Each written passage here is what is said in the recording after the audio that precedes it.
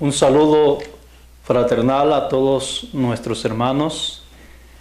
Gracias una vez más por permitirnos llegar hacia ustedes a través de este video estudio que estamos transmitiendo a través de diferentes medios electrónicos. Bienvenidos a nuestro estudio que estamos tratando, nuestra serie que lleva por título Los 144,000 redimidos del Cordero. Este es nuestro tema número 3.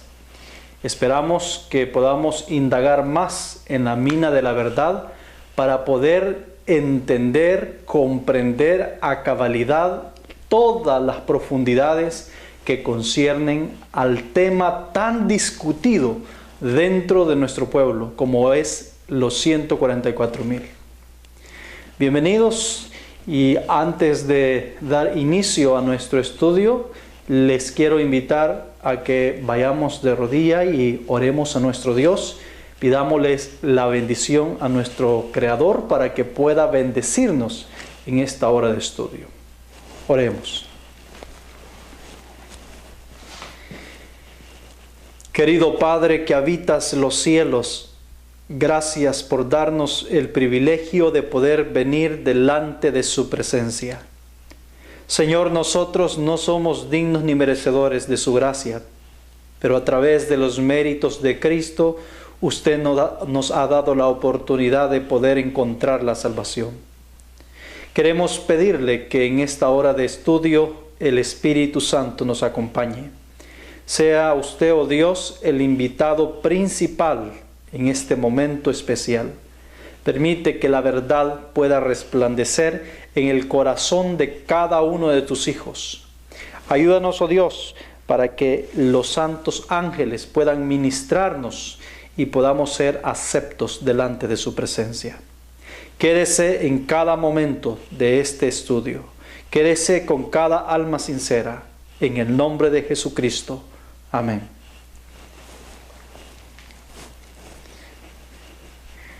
Como hemos venido tratando nuestra serie de estudios, hemos visto o hemos empezado a ver diversos puntos en relación a los 144,000 redimidos. Como hemos visto en nuestros estudios anteriores, hay muchas teorías y mucha especulación en relación a este tema en particular. Hoy quisiera reanudar el tema de los 144,000 con la cita de Isaías, capítulo 63, versículo 4. Aquí, en Isaías se nos describe de una manera concisa el resultado que trae. Aquí, de una manera concisa, en Isaías se nos presenta el vínculo que existe entre los redimidos de Dios, es decir, los 144,000 y el día de venganza de Dios. En otras palabras, los 144,000 vienen como resultado de un día de venganza que Dios efectúa sobre aquellos que le han traicionado. Veamos lo que dice la inspiración. Porque el día de la venganza está en mi corazón, y el año de mis redimidos es venido. En Isaías se nos habla acerca del día de venganza que está en el corazón de Dios. El hecho que está en el corazón de Dios quiere decir que Dios en realidad lo tiene reservado en su agenda. En otras palabras, en sus pensamientos está que ese día de venganza va a llegar. Sí o sí, nos guste o no nos guste, Dios lo va a ejecutar y va a vindicar su santo nombre entre aquellos que han traicionado y han profanado su sagrado nombre. Pero el texto nos dice que ese mismo día de venganza traerá como resultado el tiempo de los redimidos del Señor. ¿Quiénes son estos redimidos del Señor? En nuestros estudios anteriores hemos visto de que Dios va a efectuar venganza sobre el pueblo de Dios hoy.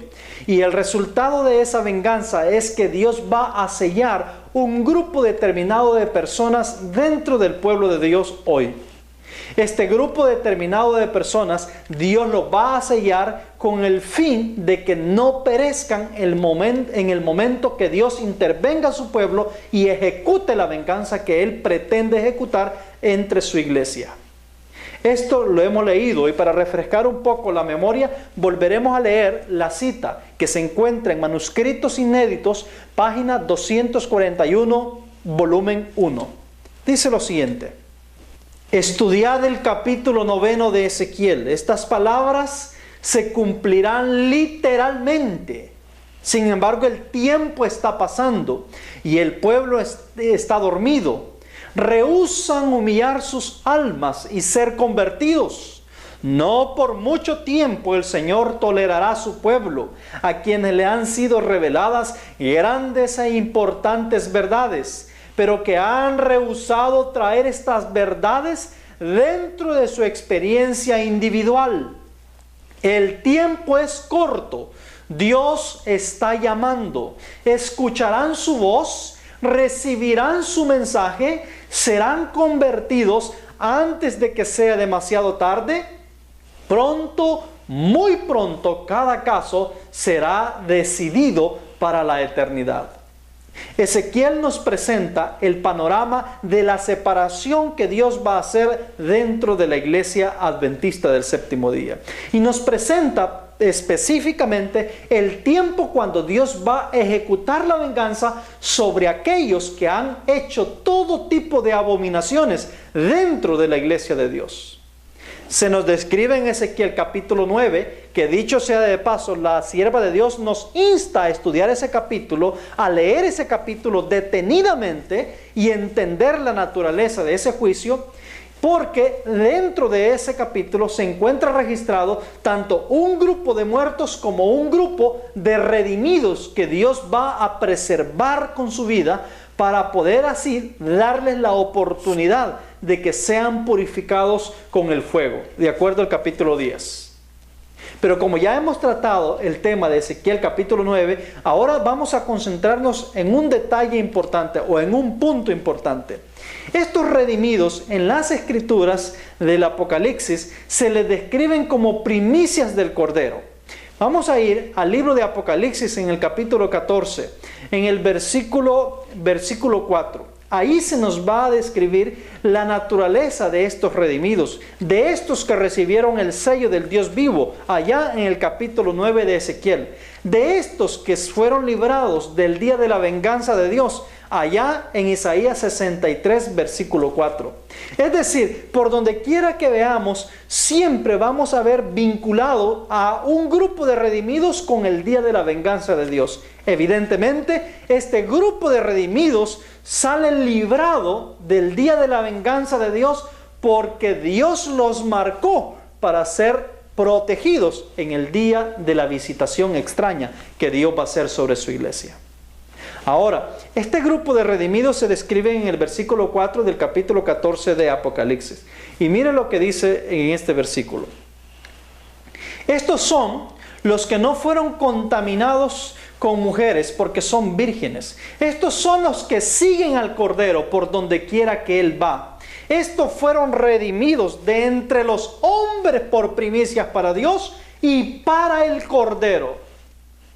En este versículo hay muchos elementos a considerar, pero en esta ocasión solo vamos a considerar una fracción de este versículo. La fracción que nos dice que estos fueron redimidos de entre los de la tierra. Es decir, de entre los vivos que están en la tierra por primicias para Dios y para el Cordero. Ahora, ¿por qué decimos de que son redimidos de entre los vivos? Y ese es nuestro tópico que vamos a tratar ahora en esta ocasión. ¿Por qué le llamamos o por qué determinamos que los 144,000 son redimidos de entre los vivos y no entre los muertos?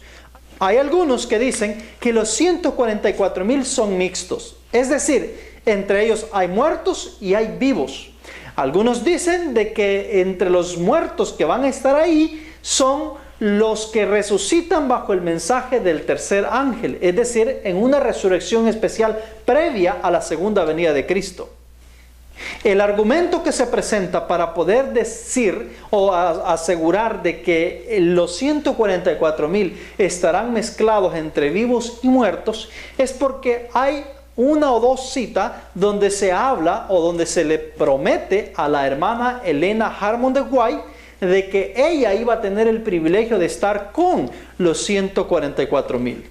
Entonces, algunos intérpretes, algunos teólogos dicen, bueno, es para que veamos de que los 144,000 es una mezcla entre vivos y muertos, porque la hermana White está muerta, pero se le hizo la promesa de estar con ellos. Ahora vamos a analizar las diferencia y vamos a analizar las promesas que se le hicieron o la promesa que se le hizo a la hermana White y vamos a analizar la diferencia entre los vivos y los muertos que resucitan bajo el mensaje del tercer ángel y de aquellos que están vivos en el momento cuando se está dando el fuerte pregón. Vamos a analizar si realmente los 144,000 son mixtos entre vivos y muertos o realmente son solamente vivos. En el versículo 4 del capítulo 14 de Apocalipsis, se nos dice que estos fueron redimidos de entre los de la tierra. Es decir, de entre los de la tierra. Lo que tenemos que definir es si fueron redimidos de entre los vivos de la tierra o de entre los muertos de la tierra, para poder así determinar si ellos realmente son vivos o muertos o son mezcla de ambos. Para eso, para poder entender qué tipo de primicias son ellos, porque el texto dice que fueron redimidos por primicias para Dios, debemos irnos a la tipología de las primicias. Es decir, como nos enfatiza el término primicia, un elemento que está íntimamente ligado con la agricultura judía y con las fiestas ceremoniales del pasado, entonces debemos de ir a la tipología para poder entender qué tipo de primicias son ellos. Lo que vamos a descubrir en el asunto de las primicias es que hay dos tipos de primicias en el antiguo Israel o en las antiguas ceremonias que se hacían en el tiempo de Israel. Dos tipos de primicias que identifican dos clases de redimidos.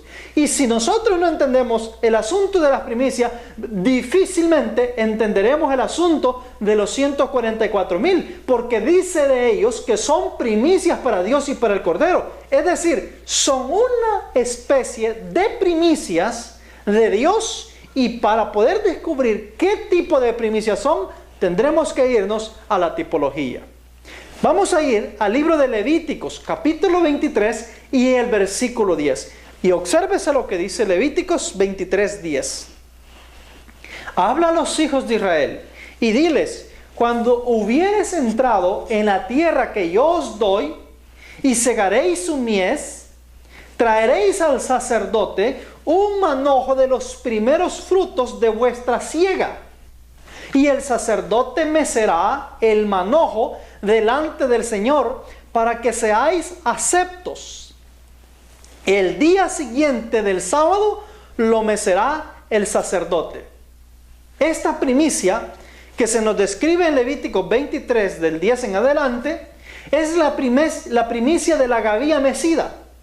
Es decir, el día después del sábado de la fiesta de los panes sin levadura, es decir, la fiesta de los 7 días de los panes sin levadura, el sábado que caía en esa fiesta, al día siguiente se celebraba lo que es la fiesta de la gavilla mecida. Es decir, se presentaba una gavilla mecida delante del sacerdote, es decir, delante de Dios a través del sacerdote, y así se inauguraba lo que era la cosecha del cereal o de los cereales en el tiempo de Israel. Ahora, hay algo interesante. Esta gavilla mecida era mecida entre medio de la fiesta de los 7 días de pan sin levadura. Dicho sea de paso, estos 7 días eran conmemorativo, donde los hijos de Israel tenían que abstenerse de comer pan con levadura. En esos 7 días solo podrían comer pan sin levadura y tenían que guardarlos como fiesta solemne dedicada al Señor. Ahora, algo interesante. Estos panes sin levadura que estos hijos de Israel comían durante estos 7 días, eran panes de cebada. ¿Por qué decimos que eran panes de cebada? Bueno, eran panes de cebada porque el trigo todavía no estaba cosechándose. El primer cereal que se cosechaba era la cebada. Quiere decir de que los panes sin levadura tenían que ser panes de cebada, sin levadura, y tenían que ser comidos durante 7 días. Otro punto muy importante es que la gavilla mecida que se presentaba delante de Dios, es decir, gavilla mecida es como que usted va, corta una rama de maíz y se presenta esa rama con esa mazorca delante de la presencia de Dios. Ese es un ejemplo de gavilla mecida. Solo que en esta ocasión la gavilla mecida no era maíz, sino que era cebada. Eso es lo que se presentaba. El asunto importantísimo que tenemos que entender de la gavilla mecida es que esta era la primicia de los primeros cereales que se cosechaban en el pueblo de Israel y que se presentaban en agradecimiento a Dios el día domingo, es decir, el día primero de la semana del sábado que caía entre los 7 días de los panes sin levadura. Ahora, mis queridos hermanos, ¿qué es lo que representaba esta gavilla mecida? Esta gavilla de cebada que se presentaba ese día domingo. La Escritura nos dice lo siguiente, en el libro de Patriarcas y Profetas, en la página 522, la hermana White nos dice lo siguiente: la cebada era el primer cereal que se cosechaba en Palestina, y al principio de la fiesta empezaba a madurar. El sacerdote agitaba una gavilla de este cereal ante el altar de Dios, en reconocimiento que todo era suyo.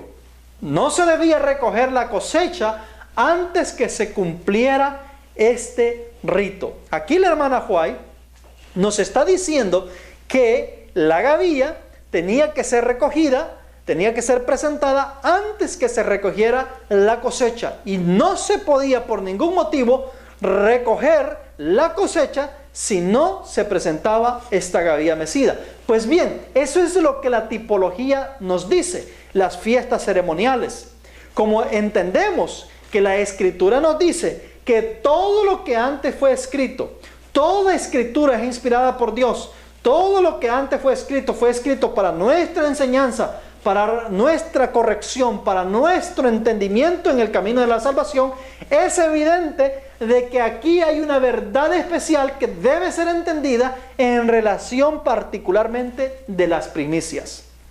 Como estamos tratando con un grupo de primicias, de acuerdo a Isaías, de acuerdo a Apocalipsis capítulo 14, versos 4, entonces tenemos que descubrir qué tipo de gavilla, qué tipo de primicia, eran este grupo de redimidos que se describen en el capítulo 14 de Apocalipsis. Aquí estamos viendo el primer tipo de primicias que se presentaba, y eran primicias de cebada que se presentaban el domingo, es decir, el día después del sábado, entre los 7 días de los panes sin levadura. ¿Qué representaban estas primicias? Dice el deseado de toda la gente en la página 729. La hermana White nos dice lo que representan la gavilla mecida que se presentaba delante del sacerdote el día domingo, es decir, el día después del sábado, entre la fiesta de los panes sin levadura. Dice lo siguiente: Cristo resucitó entre los muertos como primicia de aquellos que dormían. Estaba representado por la gavilla agitada, y su resurrección se realizó en el mismo día en que esa gavilla era presentada delante del Señor. Y en la página 773 del mismo libro sigue diciendo: presenta los trofeos de su triunfo, ofrece a Dios la gavilla de las primicias, aquellos que resucitaron con él, como representantes de la gran multitud que saldrá de la tumba en ocasión de su segunda venida. Hermanos, en esta cita estamos viendo de que la gavilla mecida representaba sí un grupo de primicias, es decir, representaba un grupo de redimidos, un grupo de personas que iban a ser o que se les iba a otorgar la salvación. Y en este caso, de acuerdo a lo que la hermana Juárez nos está diciendo, nos dice que la gavilla mecida, que era de cebada, representa a las primicias de los muertos justos. Es decir, no representa a los vivos, sino que representa a los muertos. Y es por eso que cuando Cristo resucitó, que dicho sea de paso, resucitó el mismo día que se presentaba esa gavilla, con él resucitó una gran cantidad de santos que desde la antigüedad guardaban en el sepulcro y que escucharon la orden y la voz de Dios, invitándoles a salir de sus sepulturas para poder ser presentados delante del Dios del cielo en momento de su ascensión, inmediatamente después de su resurrección aquí en la tierra de Cristo. Entonces, la gavilla mecida de cebada presentada ese domingo es decir, el domingo después del sábado de entre la fiesta de los panes sin levadura que los hijos de Israel debían comer, esta gavilla representa a los muertos justos, es decir, representa a todos aquellos que van a ser resucitados para la vida eterna, incluyendo a los adventistas del séptimo día que deben resucitar en la resurrección especial. Es decir, esta gavilla como un todo representa a todos aquellos santos que van a tener que pasar por el sombrío túnel de la muerte y que después van a volver a la vida, independientemente en cuál resurrección, van a volver a la vida para poder encontrarse con su Señor y salvarse. Ahora, esta es la primicia que se nos describe en las Escrituras. Pero lo cierto es que yo desde el principio les dije que no solamente hay una primicia, sino que hay dos primicias en la cosecha de los judíos, es decir, en las fiestas ceremoniales. Hay dos tipos de primicias y van a ver que en la tipología está totalmente claro la diferencia entre una y la otra de estas primicias. Todo esto para que entendamos el antitipo de las primicias que se nos menciona allá en Apocalipsis. Veamos el libro de Éxodo, en el capítulo 9, versículo 32. Éxodo 9:32 nos habla de otro grano, es decir, de otro cereal, por lo cual también se presentaba una primicia para Dios de ese cereal. Vamos a ver cuándo se presentaba y por qué se presentaba en esa fecha en particular o en el tiempo particular que se menciona en las Escrituras. Dice Éxodo 9:32: Mas el trigo y el centeno no fueron heridos porque eran tardíos. En esta cita vamos a resaltar un cereal más que el otro, porque la primicia que se presentaba era precisamente de este cereal, es decir, el trigo. El trigo era uno de los granos que se recogía, uno de los cereales que se recogían en Israel, un poco más tardío al tiempo de la cebada. En otras palabras, era uno de los últimos cereales que tenían que ser recogidos porque tardaban más en madurar y por ende tardaban más en cosecharse. Dice la Escritura de que el trigo es tardío, es decir, se recoge después de obviamente la cebada. Ahora miren lo interesante, la Escritura no dejó ese registro de pura casualidad y no dejó ese registro por pura coincidencia. Vamos a ver por qué razón este trigo es tardío y vamos a ver qué ocurría en el momento cuando se presentaban las primicias a Dios. Vamos a ir ahora al libro de Éxodo, capítulo 34, versículo 22. Y mire lo que dice: Y te harás la fiesta de las semanas, a los principios de la siega del trigo, y la fiesta de la cosecha a la vuelta del año. Levíticos 23:15. Y os habéis de contar desde el siguiente día del sábado, desde el día en que ofrecisteis el manojo de la ofrenda mecida, es decir, la ofrenda de cebada, 7 semanas cumplidas serán. Hasta el siguiente día del sábado séptimo contaréis 50 días. Entonces, ojo, entonces después de 50 días ofreceréis grano nuevo al Señor. De vuestras habitaciones traeréis 2 panes para ofrenda mecida, que serán de 2 décimas de flor de harina, cocidos con levadura por primicias al Señor. Hermanos, aquí tenemos la segunda primicia. Y obsérvese que esta segunda primicia, según se nos está describiendo acá, tenía que ser presentada al Señor 50 días después del día domingo que se había presentado la gavilla mecida delante del Señor. Y algo interesante, esta primicia que se presentaba delante del Señor 50 días después, o más bien dicho, en el famoso día del Pentecostés o de la fiesta del Pentecostés, es allí donde se presentaba esta primicia. Hermanos, 50 días después tenía que ser presentada esta primicia con el objetivo de poder presentar esta ofrenda delante del Señor, de este grano en particular, es decir, del trigo. Ahora la pregunta es, ¿han notado ustedes alguna diferencia entre la ofrenda del trigo y la ofrenda de la cebada?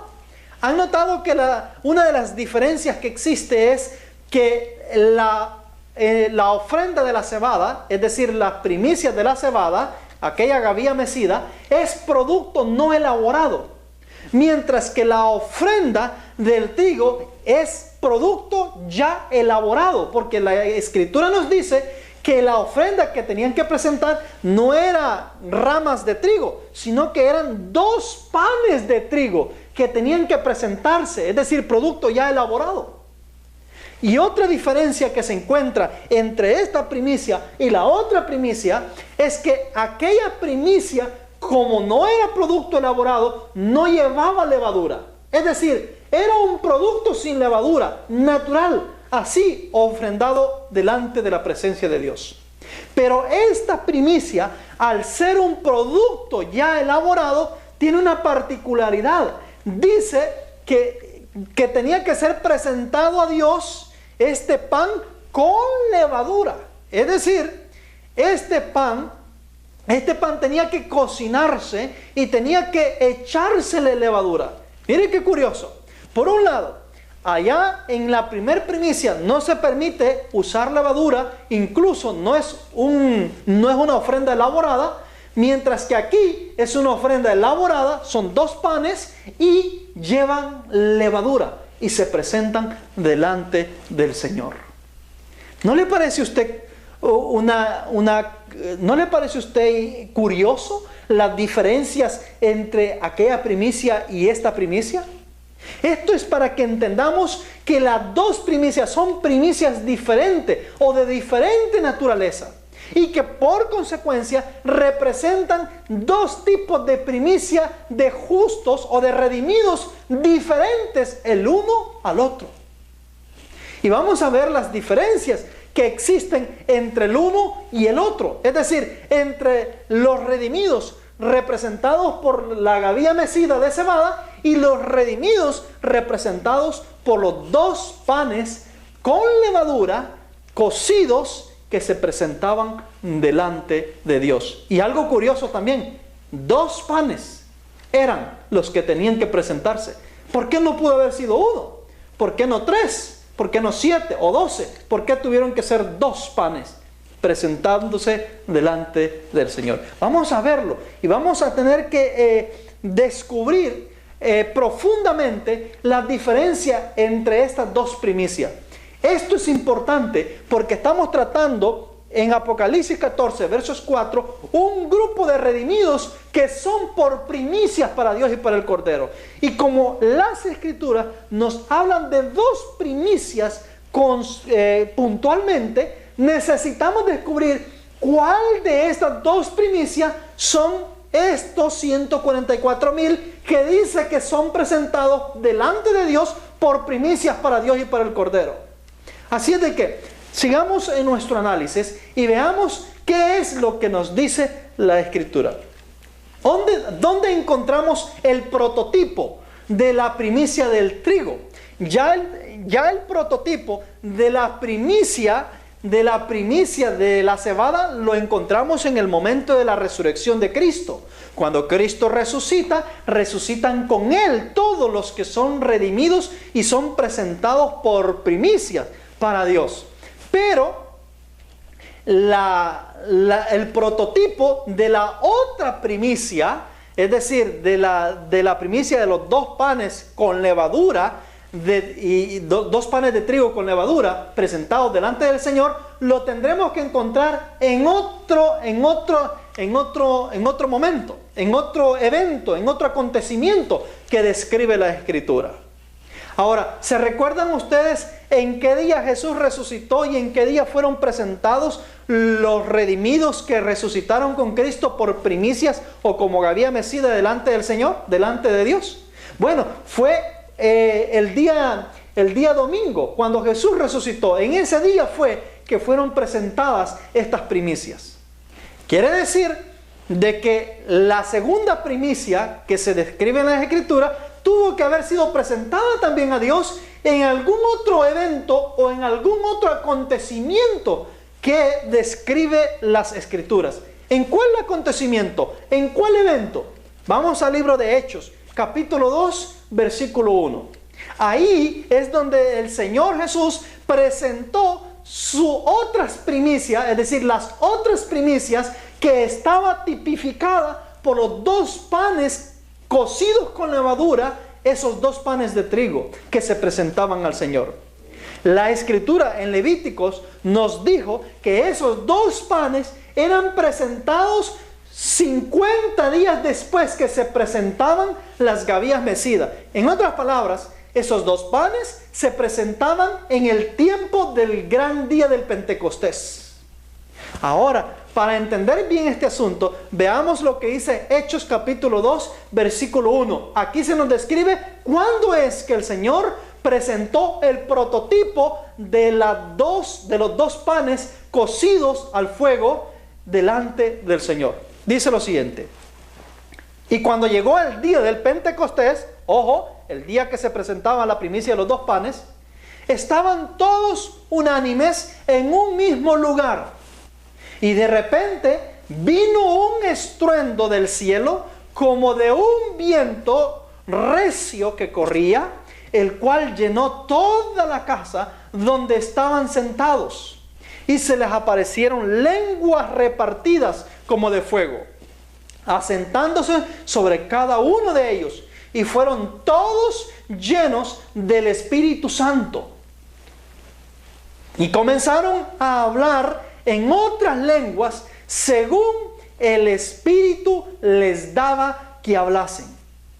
¿Qué ocurrió en el gran día del Pentecostés? Bueno, lo que ocurría en el tipo es que en el gran día del Pentecostés las otras primicias tenían que ser presentadas. Es decir, las primicias de producto ya hecho, ya elaborado. Los dos panes elaborados y cocidos tenían que ser presentados delante de Dios. Pues bien, en el prototipo, el Señor Jesús está presentando a su producto ya elaborado, que le costó 3 años y medio elaborarlo y prepararlo y cocinarlo para poder así presentarlos delante de Dios por primicias, no de la cebada, sino del trigo. Porque el día del Pentecostés, la ofrenda tenía que ser de trigo, no de cebada. Y tenía que ser producto elaborado, no producto sin elaborar, a diferencia de la cebada. Ahora mire, interesante el asunto, cómo la inspiración marcó de una manera tan puntual estas maravillosas verdades. Entre los 120 que se encontraban en el Pentecostés, en ese aposento alto, donde fueron llenos del Espíritu Santo, todos los que están ahí presentes son vivos. ¿Qué quiero decir eso? Son vivos por el hecho que ninguno de los presentes había pasado por la muerte. Es decir, ninguno de los que están ahí presentes habían pasado por el túnel de la muerte, sino que todos eran seres vivos, no habían experimentado lo que era la muerte. Y en vida, es decir, en carne propia, en vida propia, iban a recibir el poder del Espíritu Santo, que fue efectivamente lo que ocurrió en ese día del Pentecostés. Ahora, dice el libro de Exaltad a Jesús, en la página 162. La hermana White dice lo siguiente: Jesús sabía que los discípulos le seguían. Eran las primicias de su ministerio. Y había gozo en el corazón del Maestro Divino al ver a estas almas responder a su gracia. Sin embargo, volviéndose, les preguntó: ¿qué buscáis? ¿Quería dejarlos libres para volver atrás o para expresar su deseo? Es decir, el Señor Jesús presentó ese día del Pentecostés, 50 días después de su resurrección, presentó delante de su Padre a las primicias del trigo que en ese momento estaban en el aposento alto aquí en la tierra, en Jerusalén. Ahora mire lo interesante. Es conocido que la levadura siempre representa el pecado. Es decir, la levadura siempre generalmente está asociada al pecado. Y aquí viene una clarificación, si le pudiésemos llamar así. Ustedes saben de que la primer primicia que se presentó no tenía levadura. Quiere decir que esas primicias eran sin pecado. Esto es evidente porque al momento de la resurrección ellos fueron transformados y salieron con cuerpos incorruptibles para presentarse delante del Padre como ofrendas y primicias del Cordero. Pero encontramos que en la otra primicia que se debe de presentar 50 días después, el pan que se presentaba era cocido con levadura. Ahora, alguien dirá: ¿cómo es posible que este pan era presentado al Señor con levadura, cuando la levadura era símbolo de pecado? Es más, por eso se le había indicado a Israel, allá en la celebración de los panes sin levadura, que duraba 7 días, que debía de comer panes pero sin levadura, identificando de esa manera que ellos tenían que, en esos 7 días, separarse totalmente del pecado. No podían estar coaligados con el pecado. Pero aquí encontramos que los 2 panes son con levadura. Esto quiere decir que están en una condición de pecado. Están en una condición pecaminosa. Ahora, ¿cuál es la diferencia, mis queridos hermanos? Por eso el proceso que llevan los 2 panes, o por eso el proceso que lleva esta primicia del trigo, que son los 2 panes, es muy diferente a la primicia de la gavía mecida, de la cebada.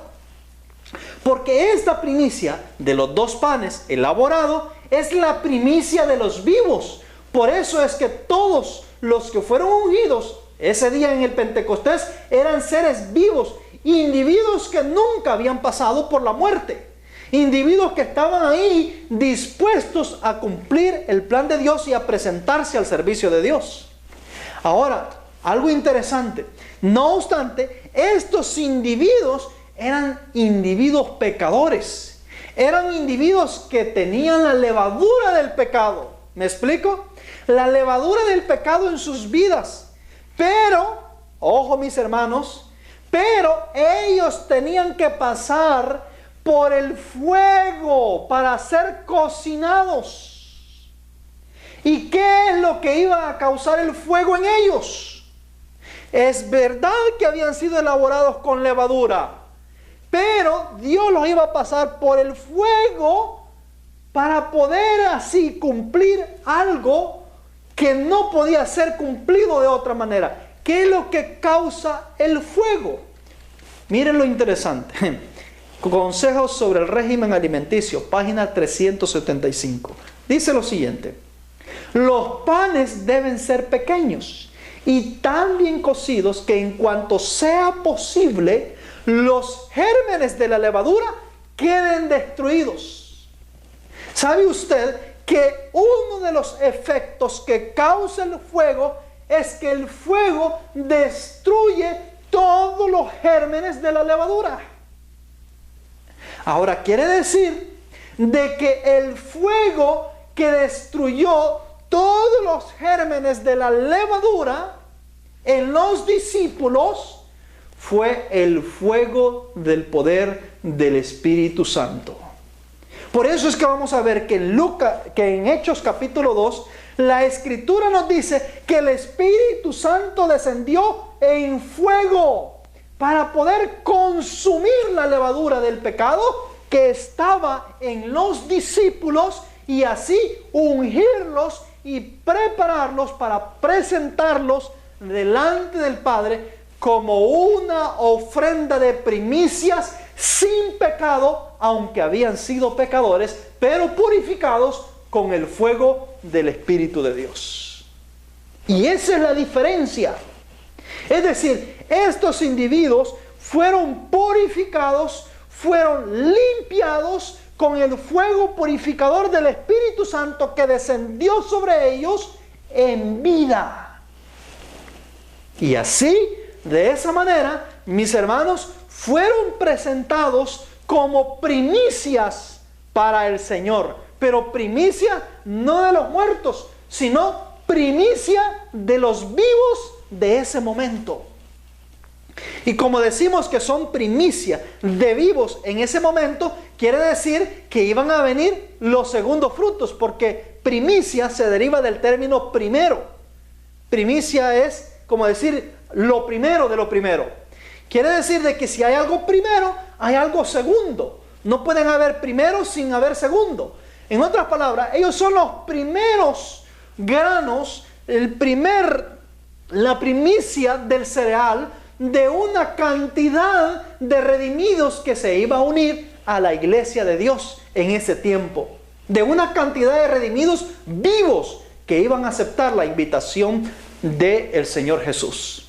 Y por eso es que vamos a ver que la primer consecuencia, la primera repercusión de estas primicias del prototipo, encontramos que se empezaron a añadir a la iglesia una cantidad de vivos que estaban aceptando el mensaje de salvación. Bueno, Pedro dio un sermón tan pronto el Espíritu Santo se derramó a las 9 de la mañana en esa ocasión del Pentecostés, y se convirtieron como 3,000, después 4,000, después 7,000, después miles, hasta que no se podía contar, porque se unían cada día todos aquellos que iban a ser salvos de entre los vivos de ese momento de la historia.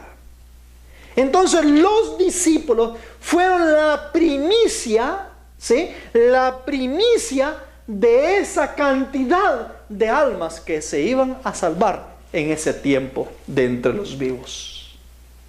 Entonces, hermanos, entendiendo que tenemos acá el prototipo, es decir, de esta segunda primicia que se presentaba, y teniendo claramente todo el panorama, tanto de la primer primicia como de la otra primicia que se presentaba delante de Dios, y la diferencia entre la una y la otra, ahora veamos lo siguiente. ¿Cuál de estas dos primicias representan los 144,000? ¿La primicia de la cebada o la primicia del trigo? Porque son dos primicias las que se presentaban en las fiestas solemnes: la de la cebada y la del trigo, hablando de los cereales. Entonces, como aquí en el capítulo 14 de Apocalipsis se nos habla de la cosecha, ustedes van a ver, si ustedes leen desde el versículo 13 del capítulo 14 en adelante, ahí van a ver que se nos habla de cereales, se nos habla del que mete la hoz, del que ciega la tierra, es decir, se nos habla de cegar una especie de granos. Entonces, como el capítulo 14 se nos habla de una siega, y evidentemente una siega está ligada a una primicia, es evidente que los 144,000 deben representar una primicia en particular, de estas dos que se presentaban en la tipología.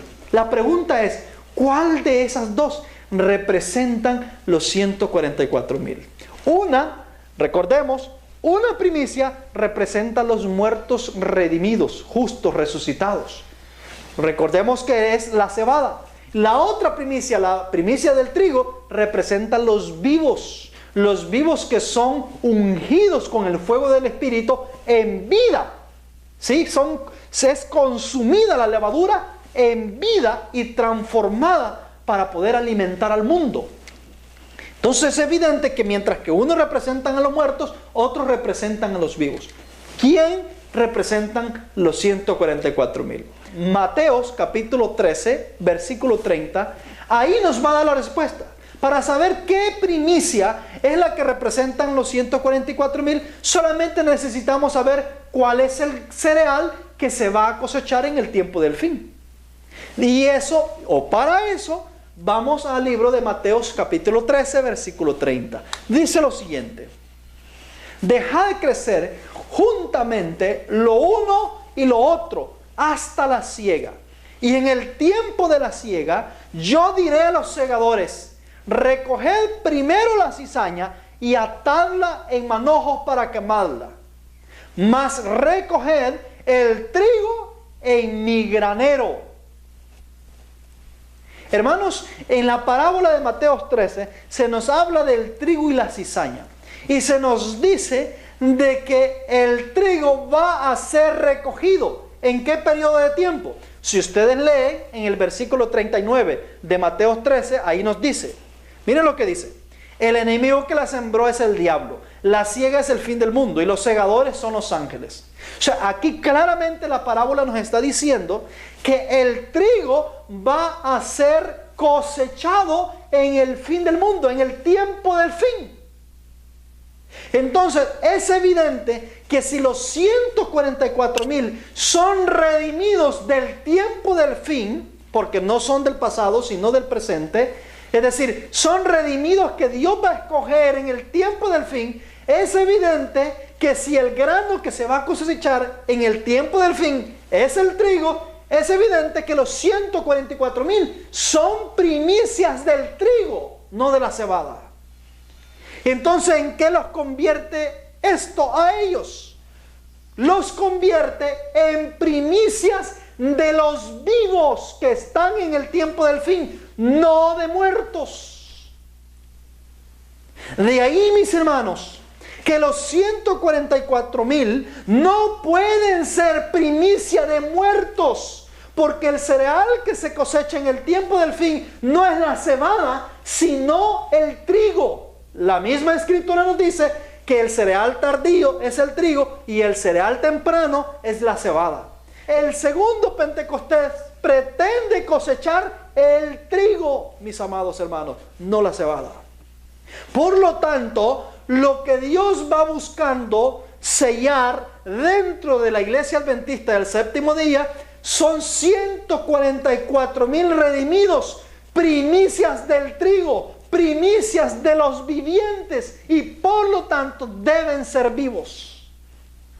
Ahora, como la primicia del trigo era presentada a Dios como la figura de dos panes con levadura, cocidos con levadura y presentados delante de la presencia de Dios, quiere decir que los 144,000 son tomados por primicia en su condición caída. Es decir, ellos no pasan por la muerte, y evidentemente al no pasar por la muerte no han sido purificados de la corrupción, porque por alguna razón todos los que pasan por la muerte, ese es un proceso para purificarlos de la corrupción. Eso lo dice, mis queridos hermanos, 1 Corintios capítulo 15 versículo 42. Miren lo que dice: así también es la resurrección de los muertos, se siembra en corrupción y se levantará en incorrupción.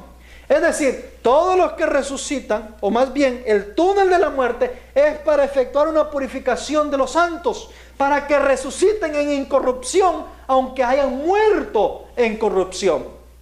Pero no es así con la primicia del trigo, no es así con los 144,000. Ellos son tomados en vida para poder así ser purificados en vida. Por eso el ángel que lleva el tintero de escribano los marca. No los marca a ellos porque sean personas sin pecado. No los marca a ellos porque dejen de ser pecadores. Los marca solamente porque estaban gimiendo y clamando por las abominaciones que se estaban haciendo dentro de Jerusalén. Es decir, dentro de la iglesia de Dios. Por eso es que los marca. Pero ellos deben pasar un proceso. En el capítulo 10 de Ezequiel encontramos que Dios tiene que agarrar fuego del altar, carbones encendidos, tirarlos sobre la ciudad para que pueda purificar a los que han quedado vivos. Es decir, pueda purificar a los 144,000. Por eso es que vamos a ver que en Isaías se presenta Isaías sucio de labios, inmundo de labios. Y Dios lo toca con un tizón, con un carbón encendido y le purifica sus labios. Mis queridos hermanos, quiere decir que los 144,000 son transformados en vida. Es decir, el fuego del cielo los purifica, los transforma, los convierte de un corazón de piedra a un corazón de carne. Purifica sus corazones y los hace ser sin mancha en sus labios, sin engaño en sus bocas. No porque no hubo engaño en sus bocas, sino porque fueron purificados de esos engaños. Llegaron a ser personas inmaculadas, limpias y puras, sin necesidad de pasar la muerte, porque ellos son primicia de vivos, no de muertos. De ahí, por ello, que de entre los 144,000 no pueden haber muertos resucitados. Deben ser vivos porque ellos son primicias para el Cordero, primicias del trigo, que son consumidos, purificados por el fuego que desciende del cielo hacia la tierra, que es el derramamiento del poder del Espíritu Santo, el fuego del Espíritu Santo.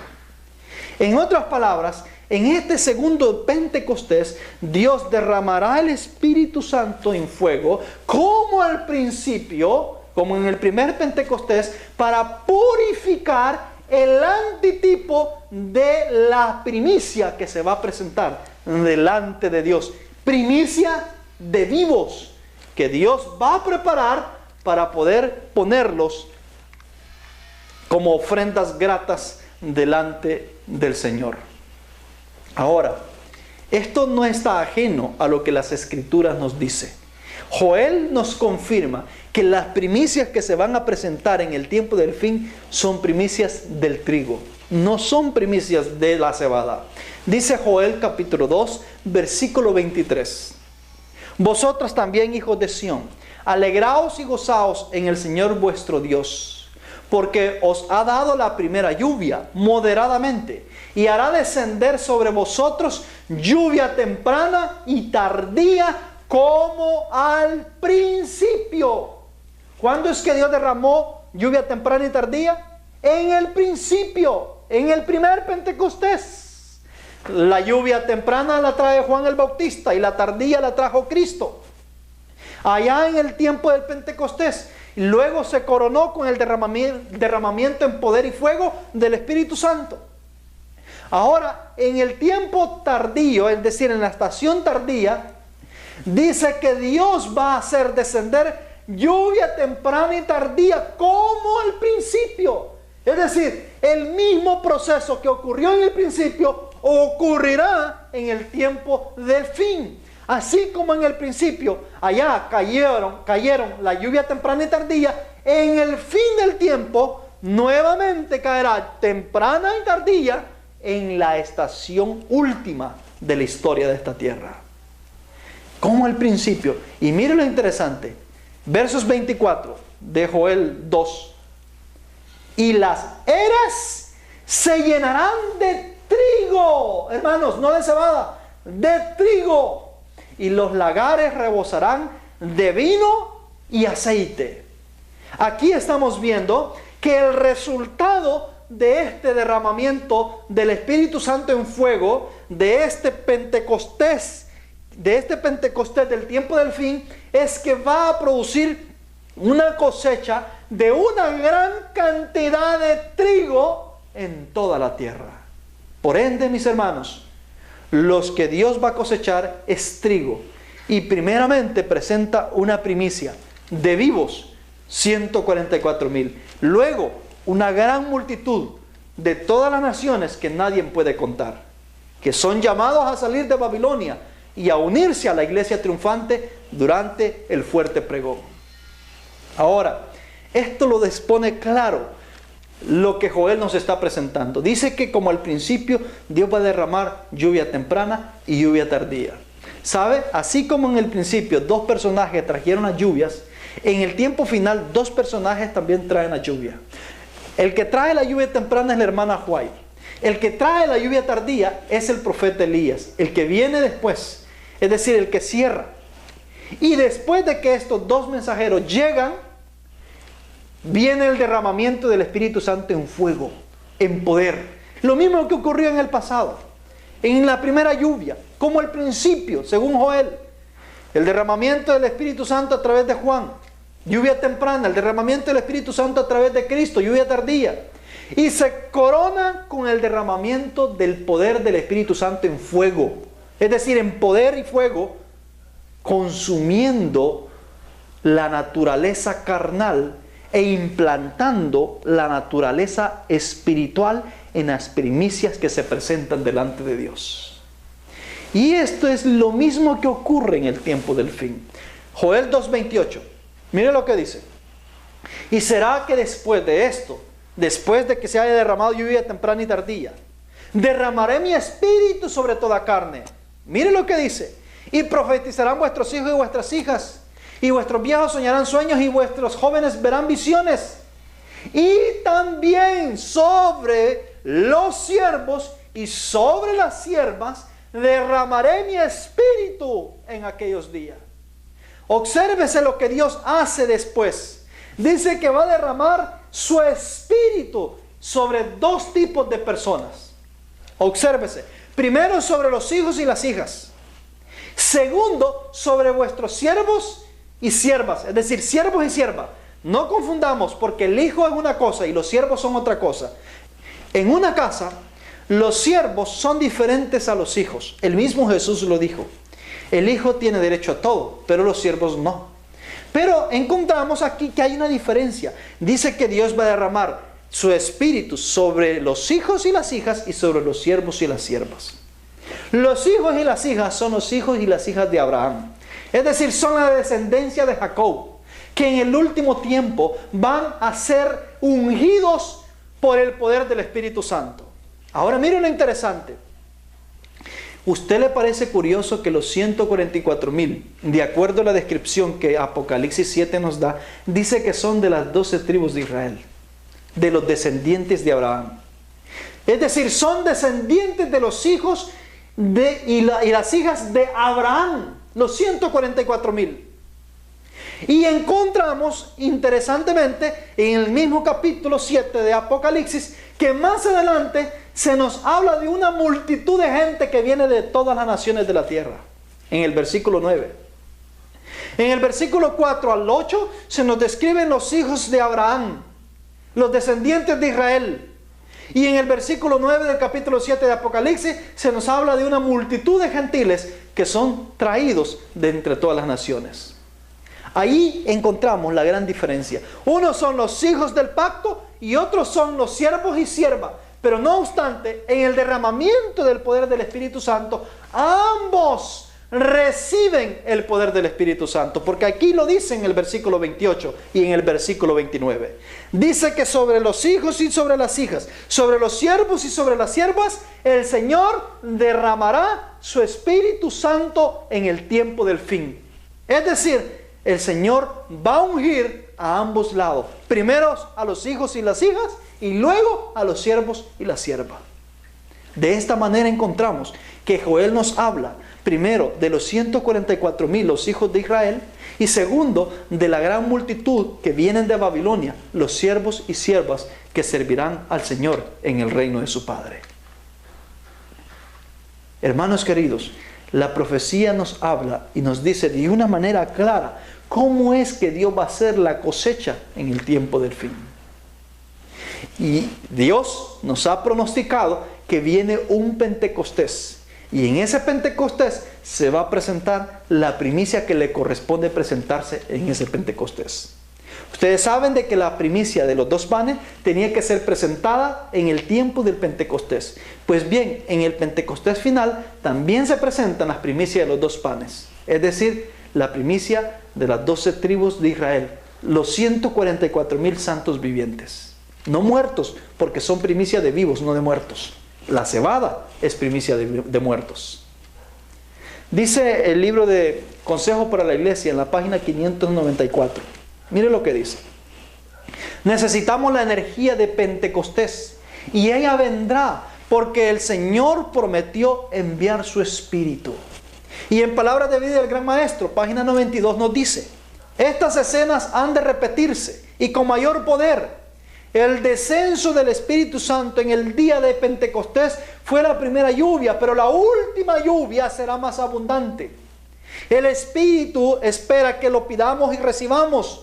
Cristo ha de ser nuevamente revelado en su plenitud por el poder del Espíritu Santo. Palabras de Vida del Gran Maestro, página 92. Y Dios nos cuida, en la página 44 nos dice: por todas partes se los verá ir de un lado al otro para transmitir a los demás la luz que habrán recibido, tal como ocurría después del derramamiento del Espíritu Santo en el día del Pentecostés. Y al dejar brillar su luz, recibirán cada vez más poder del Espíritu.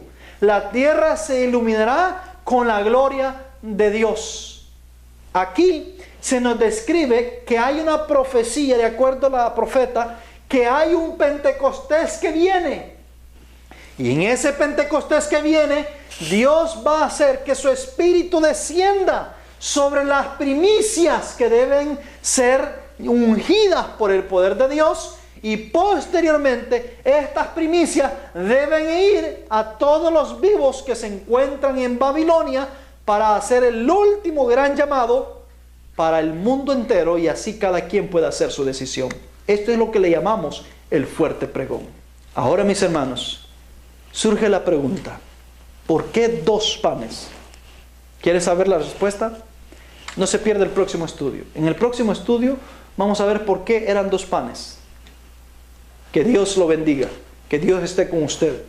Preparémonos. Recuerde, los 144,000 son vivientes, no muertos, porque son primicias de vivos, no de muertos. Vamos a arrodillarnos y vamos a orar.